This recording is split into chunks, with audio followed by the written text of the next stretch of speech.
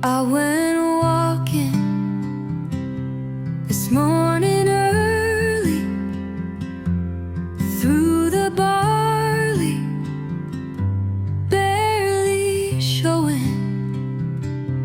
Saw a girl, her white gown flowing, then she was gone like the last notes of a song.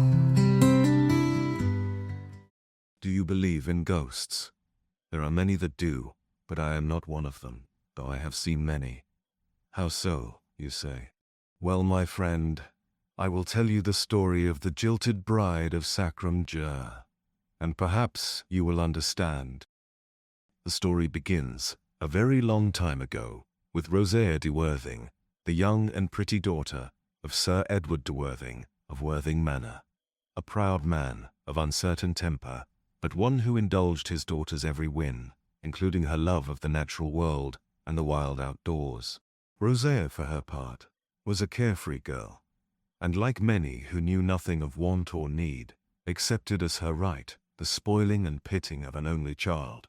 In spite of this, she had a kindly nature, and liked nothing better than to accompany the young priest, who had lately come to Worthing, on his visits to the poor, distributing gifts of food and garments and the simple medicinal cures for which she had some skill in their application. The priest's name was Thomas Barwell, a gentle young man with the heart of a poet and a gift for words and music which quite enchanted young Rosea. For his part, Thomas, after the endless litany of dull prayers which made up the most part of his day, found the girl's bubbly effervescence and enthusiasm for life exhilarating and uplifting, and the two soon fell in love. This, of course, could never be, as Catholic priests are bound by vows of celibacy, and marriage strictly forbidden.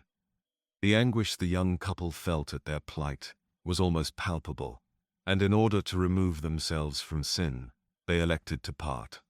Their growing delight in each other's company evaporated like dew under the morning sun, and their mounting passion, instead of abating as each hoped, burned ever more fiercely, until neither could think about aught else but the other.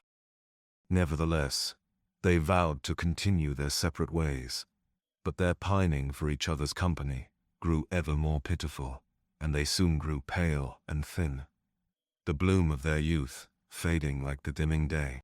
This unhappy state of affairs was soon noticed by Rosea's father, who became greatly alarmed when he realized where his daughter's affections lay. The scandal would shock the tight-knit community he headed, and even a hint that his daughter could be deemed soiled goods would render her marriage prospects untenable. Thomas was quickly banished to the monastery from which you came, and a hasty betrothal arranged between Rosea and Sir Ranulph Worthing, the widowed lord of Baden, who, to the girl's horror, was 20 years her senior, and was known to be a cruel and harsh disciplinarian, and worse, a compulsive lecher. Rosea wept, and wailed, and pleaded, but to no avail. For once her father remained firm in his resolve, and the wedding was set for May Eve, which was then known as Beltane. This was a major festival in those days, and a time to welcome in the summer with music, dancing, games, and merriment, and was held to be an auspicious time for a joining, whether blessed by a priest or, in the case of many a young lad and lass, the old gods of the greenwood. Driven by desperation, and with the aid of Alice Goody, Rosea's old nurse, who acted as go-between, the young couple hatched a plan. Thomas arranged to meet his love by the lych gate at the old church at Sacrum Dieu, and he would come under the cover of darkness, dressed as a peasant, with similar clothes for her, and the two would flee to a far country, where they could live happily as man and wife. When the old nurse heard of this plan, she begged and pleaded with Rosea to choose another locale for the tryst, for she knew Sacrum Dieu for a place ill-wished long before the time of the old church. But in spite of the nurse's pleadings, the girl, as was her wont, would have her way. When darkness gathered and the moon rode high, dressed in her wedding gown and aided by the reluctant nurse, Rosea slipped away from the wedding party to wait half-hidden amongst the sweet-smelling hawthorn, which flowered and grew in abundance beside the old lych gate at Sacrum Dieu.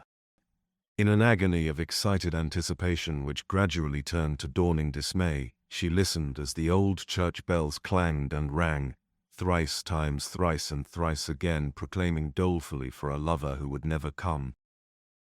There are many opinions as to what happened to the unhappy players in our story, all of them becoming more elaborate and fanciful as the centuries passed.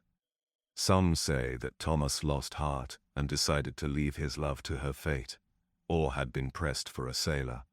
Others, that Sir Ranulph, in his furious search for his absent bride, came upon the young priest, and in spite of his poor apparel, recognized and killed him, burying the body in a woodland thicket. Yet others maintained that it was Rosea's father, who in a blind rage found and murdered Thomas as well as Sir Ranulph and his own daughter, as none were ever seen again. Only the nurse, Alice Goody, knew the way of it, and if you could ask her, she would tell you that she had repeatedly begged Rosea not to make such a tryst on May Eve of all days, for it is a chancy time of old magic, known long by those whose roots sprang from the soil.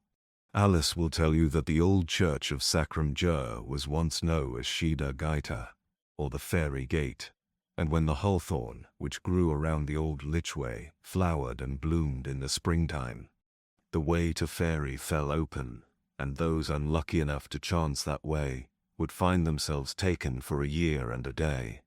But time does not run the same course in Faery as it does in the mortal world, and one day there aligns with a century or more here. I, who have seen many a ghost but have no belief in them, will tell it another way. Time for one is not the same as for another, and there are many circadian circles, touching and overlapping and blending, and the visions of those who seemingly have left the mortal realm are nothing more than an accidental slip into another cycle, brief, confusing, and to some terrifying, and perhaps not so very different from Alice Goody's vision of Faery after all. So you see, my friend, that sorrowful shade who weeps beneath the May moon at Sacrum Dieu is not the ghost or restless spirit of a tormented soul, but simply a poor maid trapped by time, which beats to a different drum. As for the fate of Thomas and Sir Ranulph, did they too fall through a fairy door, and even now spin on endless chronological coils of wandering vagaries? Or did time simply stop, and their bones crumble to mouldering dust in shallow, forgotten graves, taking their grim tragedies with them? Cursed be this foolish bride.